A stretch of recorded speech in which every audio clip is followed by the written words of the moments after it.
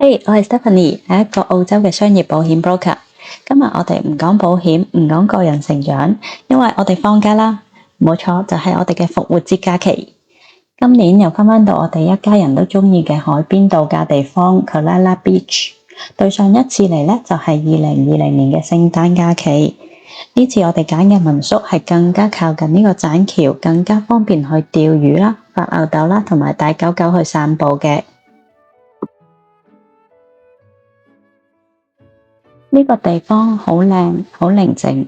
如果你想離開悉尼，但係又唔想行太遠嘅話，呢個係一個好適合嘅地方。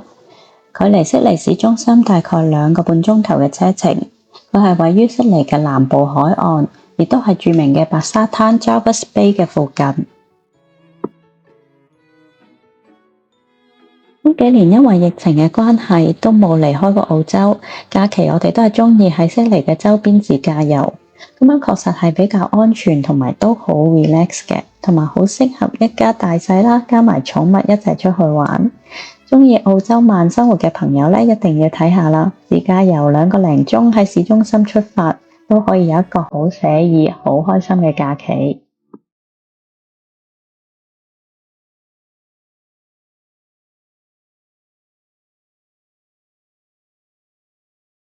喺屋度嘅露台咧，就可以清楚咁樣睇到右手邊嘅棧橋啦。好多時有好多人喺度釣魚嘅，同埋有一個好靚嘅海景 view，而且睇日出咧，呢個位係一流嘅。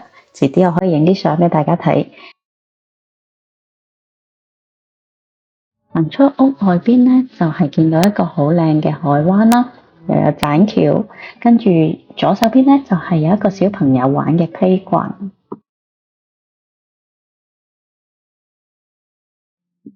小朋友有得玩之餘，大人都可以喺岸邊度釣下魚，沙灘度散下步，曬下太陽，或者同狗狗跑下步。呢個海灣好平靜，唔會好大浪，好適合玩 stand-up paddling。我哋都帶咗自己嘅私家板過嚟玩啦。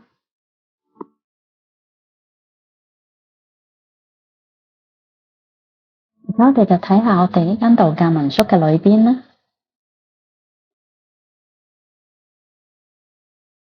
呢度係有4間房嘅民宿，係有2間套房，即係2間都有自己洗手間嘅套房。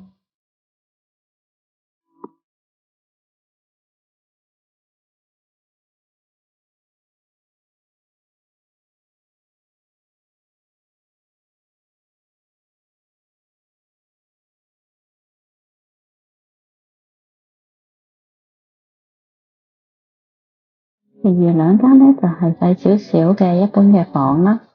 咁出邊係有一個大啲嘅廁所嘅，跟住行出去就係我哋嘅客廳同埋露台啦。Barbecue 時間，呢度係可以喺個露台度一邊睇住個靚嘅海景啦，一邊燒嘢食噶。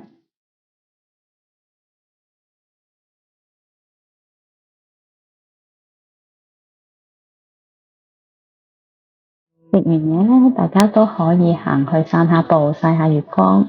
嗰晚嘅月亮真係好大好圓，同埋可以揀去棧橋嗰度夜釣啦。跟住可以返去民宿燒下仙女棒煙花。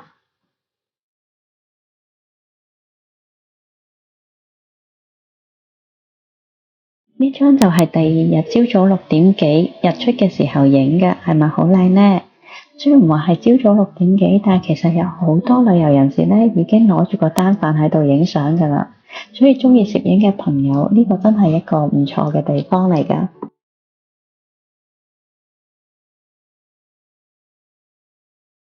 以上就係我哋呢個復活節假期海邊度假嘅小分享，希望大家中意啊！中意澳洲生活嘅朋友可以點讚同埋訂閱呢一個 channel， 我會每次出遊咧都會 upload 一啲好地方介紹俾大家，希望大家中意澳洲嘅慢生活。